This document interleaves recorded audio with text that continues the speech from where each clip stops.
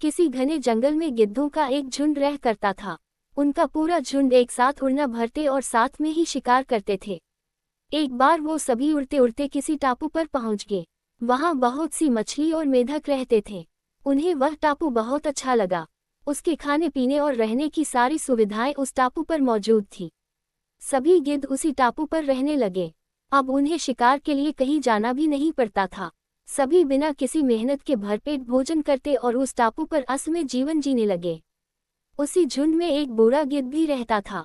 वह बूढ़ा गिद्ध ये सब देखकर बहुत परेशान रहता था।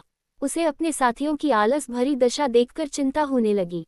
वो सभी गिद्धों को कई बार चेतावनी भी देता कि मित्रों, हमें फिर से शिकार के लिए उड़ान भरनी चाहिए, ताकि हम अपना शिकार करने की कला को और भी मजबूत बनाए रख सके। अगर ऐसे ही आलस करें तो एक दिन हम शिकार करना तक भूल जाएंगे।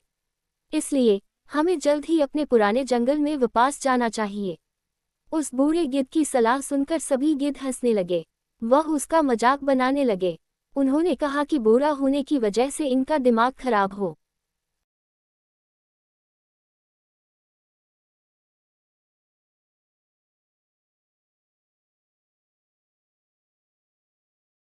गया है, इसलिए ये हमें आरामदायक जीवन छोड़कर जाने की सलाह दे रहे हैं।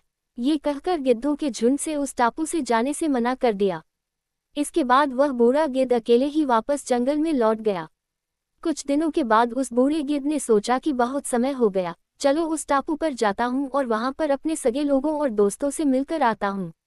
वह बूढ़ा गिद्ध जैसे ही उस टापू पर पहुंचा, वहां की हालत देखकर वह हैरान रह गया। वहां का दृश्य बहुत भयावह था। उस टापू पर मौजूद सभी गिद्ध मर गए थे। वहां पर सिर्फ उनकी लाशें ही पड़ी थी। तभी उसे कोने में एक घायल गिद्ध दिखाई दिया। वह उसके पास गया और वहां की हालत के बारे में पूछा। उसने बताया कि कुछ दिन पहले इस टापू पर चीतों का एक झुंड आया था, जिन्होंने उन पर हमला कर दिया और सबको मार दिया।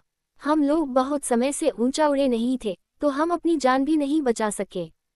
हमारे पंजों में उनसे मुकाबला करने की क्षमता भी कम हो गई थी। उस घायल गिद्ध की बात सुनकर बूढ़े गिद्ध को बहुत दुख हुआ। उसके मरने के बाद बूढ़ा गिद्ध वापस से अपने जंगल में वापस चला गया। कहानी से सीख, हमें हर हाल में अपनी